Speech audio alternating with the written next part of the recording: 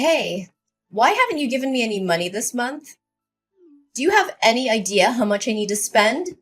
I've been swamped with work, okay?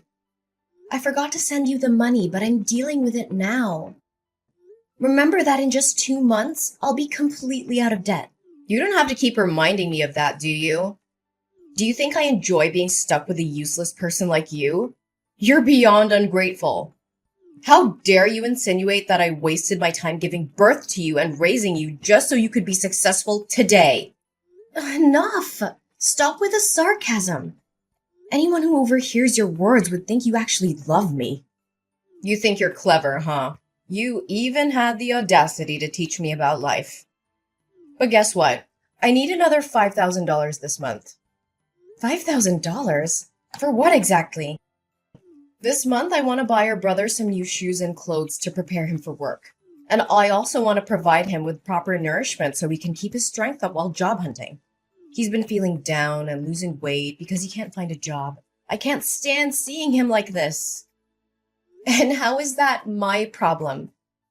Didn't we agree that I'd give you $10,000 every month until it adds up to $200,000 as a thank you for giving birth to me? After that, we'd cut ties and never bother each other again. I'm not obliged to give you more money to support him. Besides, isn't he just unemployed because he dreams of being a manager or department head rather than taking any job available? How can you say such heartless things? He's your brother, your flesh and blood. He has a decent university degree and he's an extremely talented and capable person.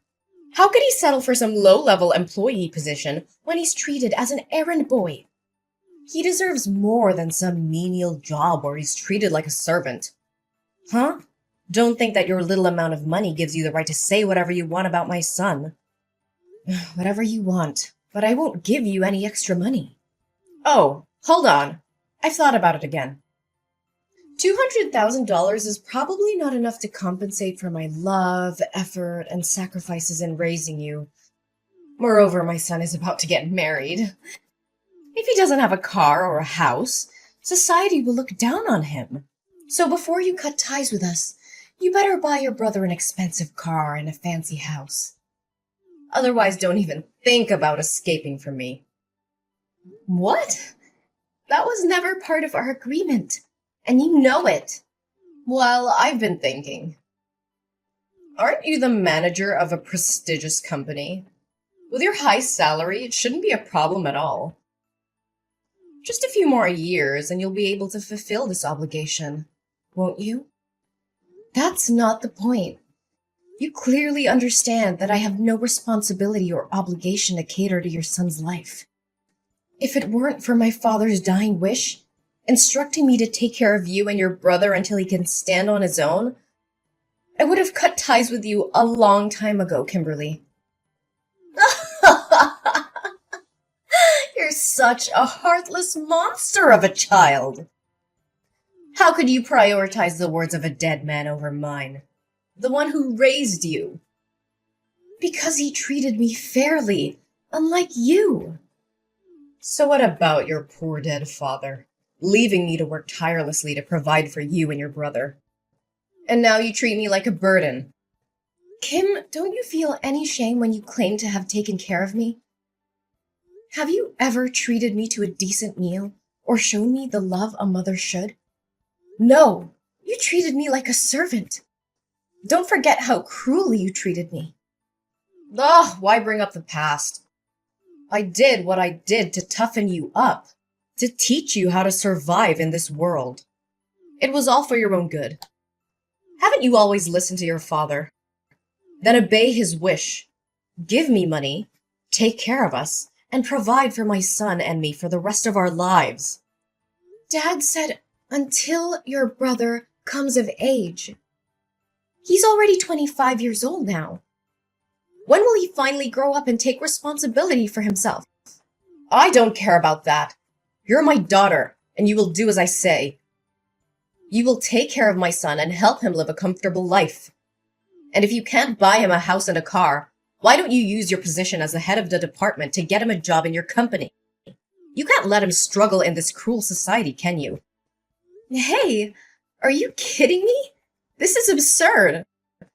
I won't use my professional position to indulge in your unrealistic demands. I don't have time to joke with you. You have such a prestigious position, yet you can't even secure a job for your own brother. You're completely useless. This is not how it works. This is a professional environment, not a favor bank. Besides, your son lacks the qualifications and work experience necessary for the position. The recruitment process is rigorous, and I can't just hand him a job. But he's exhausted from his job search. He's constantly rejected by reputable companies, forced to work in lowly positions, and treated like dirt. I won't let my beloved son suffer. But if he works at your company, you can protect him. No one would dare bully him then. Everyone starts from entry-level positions and works their way up. He needs to learn the value of hard work and perseverance. Being overprotective won't do him any good. Ha! So now you're trying to portray yourself as mature and independent, huh? Treating this family like strangers, as if we're not connected by blood. What a waste of my love and all the hardships I endured to give birth to you and raise you all these years. But my dear daughter, I won't blame you for not loving me. I understand. It's all my fault. When your younger brother was born sick, almost on the brink of death, I simply thought you were a strong and understanding child, capable of taking care of yourself. Therefore, I focused on loving and pampering your brother more. But I never imagined it would make you hate me so much. It must be all my fault. All right. Stop dwelling on that old story. Fine. This will be the last time I help him. Promise me that if you make any more demands, you will pay me the full $200,000 and disappear from my life. All right, my dear girl. But remember, make sure to get your brother a good, respectable job. My precious son is not meant to be a mere errand boy or an ordinary employee somewhere. I can't make that decision alone. I will reach out to HR and arrange an interview for him with me and my boss. If he passes the interview, he will be assigned a suitable position based on his abilities. That's the best I can do. That's acceptable. As long as you're there to protect him, no one will dare to bully him. Make sure to tell him not to reveal our sibling relationship at work. I don't want others to make assumptions. I'm sure you also don't want your son to be labeled as incompetent and useless, relying on his sister to secure him a job, right? Fine, don't worry about it. Oh, I'm thrilled to hear that my son is finally going to have a job. I need to make preparations for him. Hey, Kim, do you know where James is? I can't get in touch with him. Did that jerk run away after causing all this trouble? Why are you using such harsh words to scold him? Can't you see how scared he must be? He didn't want things to turn out like this. He did it for the sake of our family. As his older sister, shouldn't you try to comfort him and find a resolution instead of berating him? What?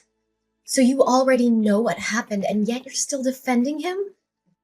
James might have to go to jail and pay double the contract value, which amounts to $1 million. And I could also be held accountable and face an investigation. Why would anyone want that? It's just a stroke of bad luck. Besides, it's not as catastrophic as you're making it out to be. You just need to compensate the company for the contract, and everything will be fine. Do you think it's that simple? James colluded with the construction material suppliers, replacing the materials my company purchased with cheaper, lower quality ones and pocketing the price difference. He was in charge of procuring materials for this construction project. If it weren't for a surprise inspection conducted by the corporation today, it would have been difficult to uncover his deceit because he always knew my inspection schedule and could easily prepare in advance. Do you realize that building a structure with substandard materials can lead to serious incidents and damage my company's reputation like this? He didn't do it on purpose, did he? He was lured into this by the sales side. Unfortunately, he got caught. You know he lacks experience in work and life, so it's understandable that he made a small mistake. Just a small mistake? The company has already involved lawyers and the police. Can you still defend him? Do you realize that this could result in up to 10 years of imprisonment? The police are already investigating, and James won't be able to escape the consequences. He directly signed the receipt for the fraudulent goods, and the supplier admitted to the fraud as well. Not only will he have to go to jail, but I'll also have to take responsibility for this mess. Tell me where he is. He needs to face the consequences of his actions. Enough! It has come to this point, and you have to find a solution instead of placing all the blame on your brother like that. What other solution do you propose? The only way now is for James to turn himself in and accept the consequences of his actions. But remember, this is his responsibility, and I won't beg for him. Ariana, my dear daughter, I know you love your brother and me. You've always done everything for our family, right? But I'm running out of options. It's beyond my capability to fix this. Actually, there is still one way. Since you're James's boss, if you take the blame for this, the severity of the crime will be lessened for him, right? What are you suggesting? I mean, if you collude with the seller, steal money for materials, and then manipulate the orders to make James unknowingly become an accomplice, your crime will be seen as less serious. I think your sentence could be reduced by half. So you would only have to go to jail for 5 years, and my son would only need to pay a fine. What? Are you asking me to plead guilty for James and go to jail on his behalf? Exactly. He's your brother, and it's only natural for you to help him. Besides, what's the harm? What's the harm? My goodness. My only mistake was placing my trust in the wrong place. I never thought that no matter how flawed you both are, you would dare to engage in illegal activities or harm the company. I was foolish to believe that James could change for the better. Don't blame my son and speak of him as if he's useless and incompetent. Everything is your fault. In terms of work, you haven't been strict enough in managing your subordinates, allowing such exchanges of materials to happen. In terms of family, as the older sister, you couldn't even provide a house or a car for your younger brother, forcing him to struggle with a meager salary. And because of his low income, he can never afford a house. So I suggest he find a quicker way to earn more money. So, all of this is your fault, and now you have to take responsibility for it. What? What did you just say? Are you the one who instigated James to do these despicable things? How could you? You're willingly putting your own son behind bars. I always thought you made my life miserable, but I never expected you wouldn't even raise your favorite son properly. How dare you speak to me so rudely? Is this how you treat your own mother? I can't believe I put in the effort, money, and love to raise you, and now you treat me like an enemy. You claim to have worked hard to raise me? You claim to have worked hard to raise me? Let me remind you, it was you who forced me to drop out of college to work and earn money to support your son's education. You said that girls would never be as successful as boys, and that I would end up getting married and becoming a stranger. So there was no need for further education. Do you remember how I had to beg and plead with you to let me continue my studies and take up part-time jobs in the afternoons? And even night shifts, just to pay for my own education and support your son? And whose fault was that? It was your father who said you should take care of us instead of him, right? You're such a weirdo. Why do you listen to him more than me? Well, you always favored your son, saving the best for him, buying new toys and giving him whatever he wanted. I had to make do with hand-me-downs from my cousin or items I picked up from charity boxes. I always had to eat the leftovers after your son finished his meal, and I spent my days doing household chores. Thankfully, I had a father who loved me, but he didn't have much money and was constantly oppressed by you. All he could do was comfort me and buy me ice cream whenever he saw me unhappy. Oh, don't say that. I still love you. I always think of you, care about you, and worry about you. So let me ask you this question. If you can answer it correctly, I will plead guilty for James as you wish. Fine. Ask away. I'll answer whatever it is. What day is my birthday? What kind of question is that? Do you think I don't remember your birthday? I am your mother, the one who gave birth to you. Then don't take too long to answer. September 6th, right? That's James's birthday. Ah, I meant October 15th. Yes, I'm absolutely sure. That's your birthday. Oh, well, then it must be...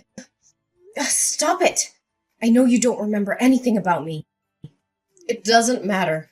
I've made up my mind. You have to plead guilty for James. You're just a girl. You'll get married and become a stranger to me, and even if you go to jail, it won't matter. But James is different. He's a boy, and he will be the one to take care of me when I'm old. He needs a bright future, a successful career, and a clean record. He can't go to prison. You can stop with your nonsense now. Do you remember our deal? What deal are you talking about? If you ask me to do anything more than finding James a job, then all previous agreements, including the $200,000, will have to be returned to me, and we will cut ties immediately. Furthermore, you and James will have to move out of my house. So what? What are you gonna do, huh? I have no money to repay you, and I won't leave this house. You have no right to kick me out. I will make a scene and show everyone what an ungrateful, disobedient daughter you are. Oh, I haven't revealed everything yet. Of course I won't demand the money back because both you and James will have to earn another $1 million to compensate my company. And as for leaving the house, I won't be the one to ask you to leave. I'll leave it to the police. You can sit there and wait comfortably because the police will come to pick you up. What? Why are the police involved in this? Do you remember when you accidentally confessed that you instigated James to steal money from my company? Well, coincidentally, the police entered my room at that moment to request cooperation in their investigation, and I conveniently let them read the entire conversation. So, Kimberly, what am I supposed to do now? I can't plead guilty for your son, whether you like it or not. But here's some good news for you. You'll be able to accompany James in jail and not have to worry about accommodation and food for the next... let's say at least 5 years. How dare you betray your own mother? Ariana, you can't do this to me! But we already cut ties. Ah, no. It's much deeper than that, Kimberly. From this moment forward, I declare that you are no longer my mother. I refuse to be associated with someone who is willing to sacrifice ethics, integrity, and the well-being of others for personal gain. Our DNA may be the same, but our values and principles couldn't be more different. How can you say such things? We're family, Ariana. You can't just disown me like that. Family is supposed to be a source of love, support, and trust. But you've shown time and time again that you're willing to betray those ideals. I won't allow myself to be dragged down by your immoral actions any longer. I choose to surround myself with people who uplift and inspire me, not those who bring me down. Ariana, please, I'm begging you to help me. I know I've made terrible mistakes, but I genuinely love you more than anyone, even more than James. You're my daughter, and my heart aches at the thought of losing you. Begging for help now, Kimberly? After all that's happened? It's quite ironic that you claim to love me more than James. Your words hold no weight when your actions have shown a different story. Ariana, please, I'm begging you to listen. I know I've made mistakes, but deep down, my love for you has always been greater than anything. Please, Ariana, I'm on my knees begging you. Don't turn your back on me. You're my daughter, my flesh and blood. Kimberly, love is not a bargaining chip or a means to escape the consequences of your actions. I need to prioritize my own well-being and the well-being of others. I'm sorry, but I can't be the one to save you from this. It's time for me to move forward without you. So here's how things turned out in the end. Kimberly and James, well, they didn't get off easy. The judge threw the book at them and sentenced them to a solid stretch in jail. James got slapped with a 10-year sentence, while his dear old mom, Kimberly, got a solid 8 years. Ouch. As for me, well, I managed to dodge that bullet. The investigation cleared my name, and I was found innocent of any involvement in their shady schemes. Can I get a hallelujah? It was a huge relief, let me tell you. No bars for this gal. But you know what? I decided it was time to make a fresh start. I couldn't stay in that house anymore, with all the memories of deceit and betrayal lingering in the air. So I packed my bags, sold that place, and bid farewell to that chapter of my life. Good riddance. I landed in a new town, ready to hit the reset button. And guess what? Fate had a little surprise in store for me. I met someone special, someone who saw past the scars and the baggage I carried. They loved me for me, flaws and all. Talk about a breath of fresh air. Together, we embarked on this crazy journey called life. We laughed, we cried, and we built something beautiful. It's amazing what can happen when you let go of the past and open yourself up to new possibilities. Love found its way into my heart, and I couldn't be happier. So here I am, sipping my coffee and reflecting on how life can throw curveballs at you. But hey, I made it through. I'm stronger, wiser, and surrounded by love. The darkness may have tried to bring me down, but I emerged victorious, ready to embrace the future with open arms. Here's to new beginnings and writing our own happy endings. Cheers!